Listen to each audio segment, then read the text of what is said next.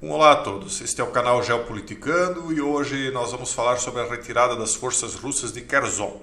E eu começo o vídeo com duas perguntas. A retirada das forças russas de Kherson demonstra uma fraqueza das forças de Putin? E pergunto também, isso demonstra que Putin vai acabar desistindo do intento que ele tinha inicialmente? A resposta é sim e não, respectivamente, para as duas perguntas.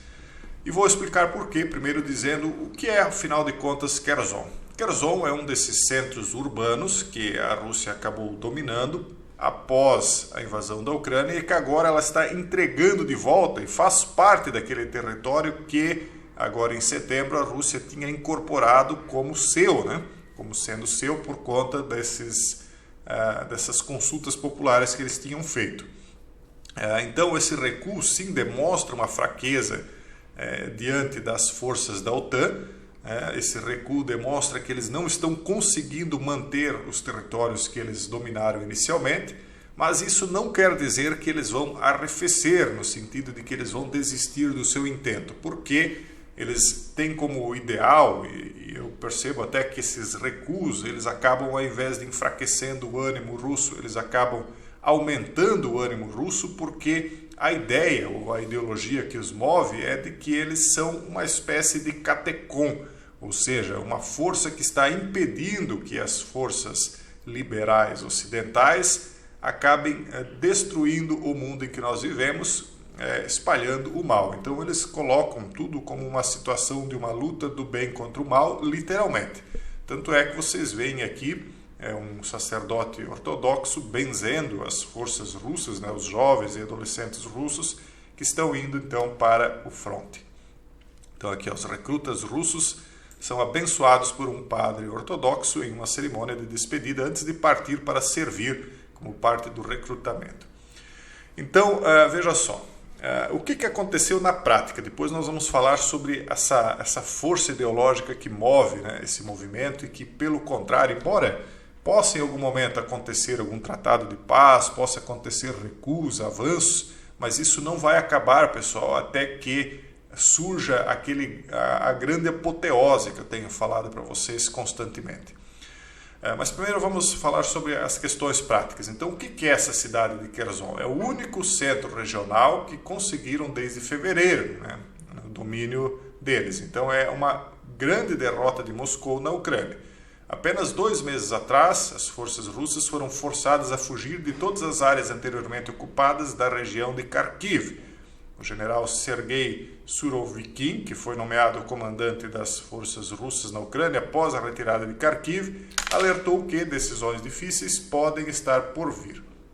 A perda de Kherson é ainda pior, porque esta foi uma das 4 regiões ucranianas ocupadas que o Kremlin anunciou que estava anexando no final de setembro. Então, é uma derrota territorial e moral, porque isso impacta no sentido de que eles percebem que não estão conseguindo avançar como gostariam. Desde o início dessa invasão, houve especulações de que o fracasso poderia levar à queda de Putin. Afinal, as juntas, e eles citam exemplos aqui da Grécia e da Argentina que desmoronaram após incursões deles, como por exemplo aquela vez da Argentina nas Ilhas Malvinas, etc. E quando eles fracassaram, isso trouxe uma insatisfação popular muito grande, levando a, por exemplo, também as revoluções dos cravos em Portugal e o desmantelamento do regime de Salazar Caetano. Então, governos costumam cair quando incursões desse tipo acontecem. Só que eles citam exemplos contrários, que mostram, como lá no Kuwait, quando Saddam perdeu, lá em 91, ele acabou não caindo. A mesma coisa eles falam do Milosevic, na Croácia e na Bósnia, Então, não é regra geral, não quer dizer que sempre que um fracasso desse tipo acontece, o governo cai.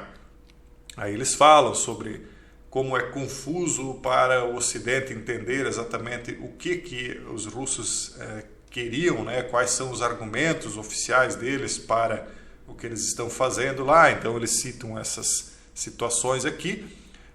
Mas, ao final das contas, o que eles estão fazendo na prática, é uma luta contra o Ocidente e seus valores. E, obviamente, quando eu falo Ocidente, eu não estou falando do Ocidente como um todo, das pessoas como um todo, mas daqueles que impõem a sua cultura, que é a cultura dominante atualmente no Ocidente, que impõe essa cultura a todos, né?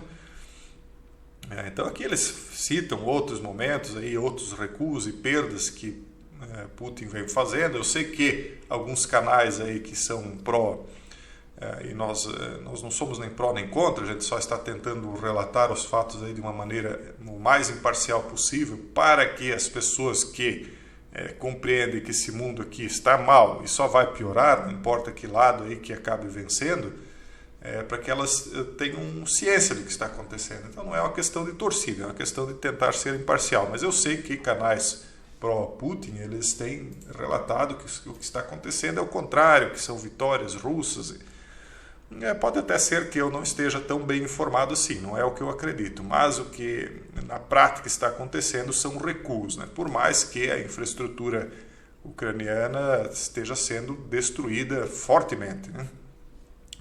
Enfim, aqui eles dizem, a história coloca a Rússia em uma fileira de vastos impérios coloniais ocidentais, mas após a derrota na Guerra Fria, o colapso da União Soviética e as dificuldades econômicas da década de 90, o número crescente de russos sentiu-se reduzido a uma colônia governada por forças ocidentais. Foi basicamente o que aconteceu com o Gorbachev, né? Após a perestroika, a Rússia acabou se ocidentalizando de uma maneira bem forte. Os oligarcas acabaram dominando. Uma história bem curta de como os oligarcas chegou ao poder foi que quando houve um confisco de todo o dinheiro do povo russo, eles, ao invés de dinheiro, receberam ações dessas estatais russas, e aí essas ações rapidamente se desvalorizaram, porque ficaram nas mãos de todos.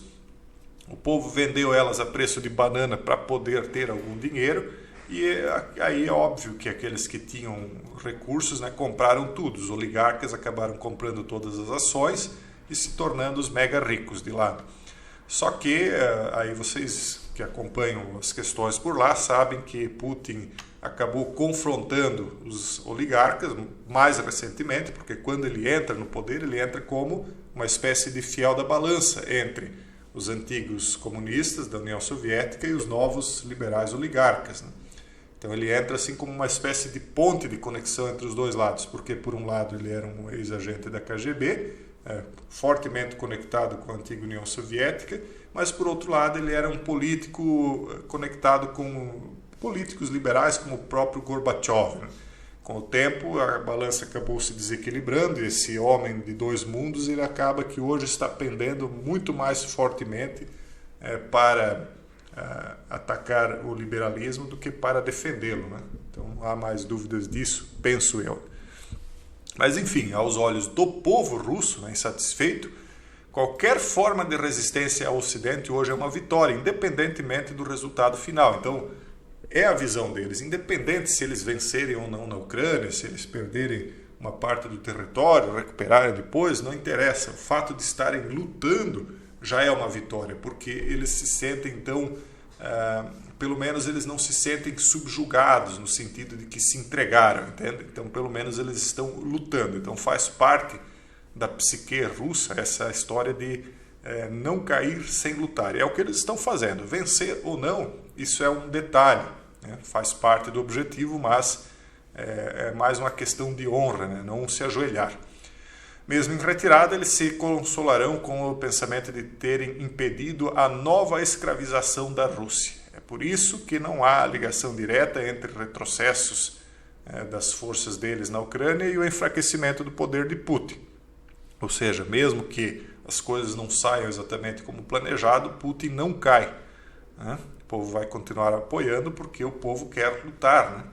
Não todos, claro, estou falando aqui de uma parte. E quero deixar bem claro, inclusive, que esse site aqui é o Financial Times, é uma análise que eu concordo com ela e ela fala exatamente aquilo que a gente já falou em outros vídeos, né? Então, o Financial Times é um site aí liberal e ocidental. Então, a visão que eles têm é uma visão realista dos fatos. Eles não estão aí pintando, pelo menos nessa matéria, né? Não em todas, não estão pintando um cenário aí para iludir, né? Nesse momento aqui, pelo menos.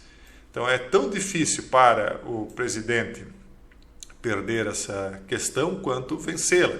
Internamente, até a própria invasão é uma espécie de vitória. Enquanto isso, a maioria passiva pode estar convencida de que qualquer resultado é o melhor possível.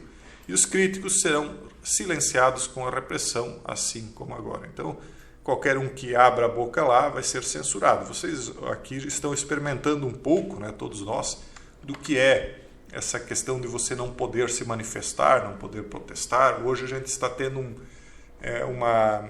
um gostinho do que é uma ditadura, do que é uma tirania aqui no nosso país, né? E lá a coisa já é bem mais escancarada.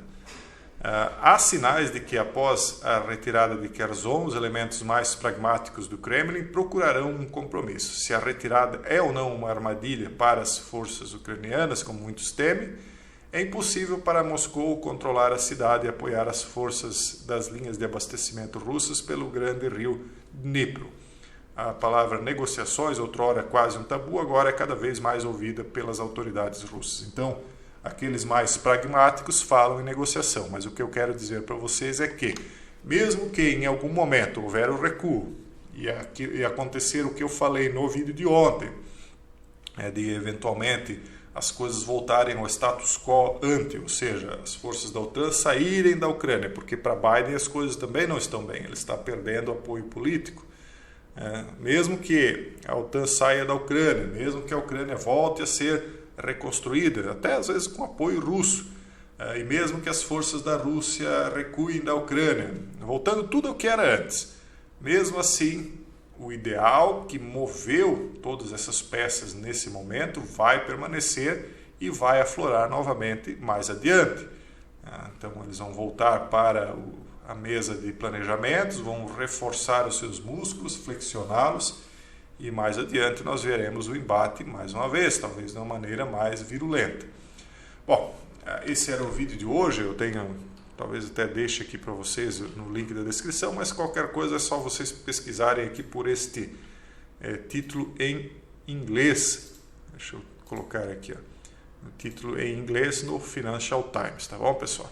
É que às vezes alguns links não dá para colocar aí para não dar problema. Mas é isso. Um forte abraço a todos vocês. Até o próximo. Só um detalhe. Eu vi uma crítica. Eu respondo mais as críticas às vezes do que os elogios, porque dentro dos elogios a gente acha que há compreensão daquilo que nós estamos fazendo, né? Um crítico veio e disse: poxa, mas por um lado você fala em Deus e por outro lado você nos deixa ansiosos. Foi dito, né, para aqueles que eram atalaias, que eles deveriam sempre dar o alarme, que eles deveriam manter o povo informado. Você não é obrigado a estar aqui sendo informado. Você pode ir lá para o site do rapazinho lá que se joga em banheira de Nutella, você pode ir para dar risadas lá no TikTok, você não é obrigado a ficar informado. Aqueles que forem imprudentes são pegos de surpresa. Inclusive muitos foram pegos de surpresa agora recentemente em certas coisas que eu vinha avisando há muito tempo. Inclusive lá na comunidade fechada, em 2018, eu avisei sobre o que vinha lá em março de 2020, eu avisei lá em 2018. Não querem ficar por dentro, não são obrigados. Esse aqui é um canal bem pequeno, as pessoas não gostam de estar informadas mesmo, porque a verdade é um pouquinho incômoda. Então, fique à vontade, vá dar risadas no TikTok, assistir vídeos aí de banheira de Nutella e nos deixe aqui em paz. Um forte abraço novamente e até o próximo vídeo, se Deus quiser.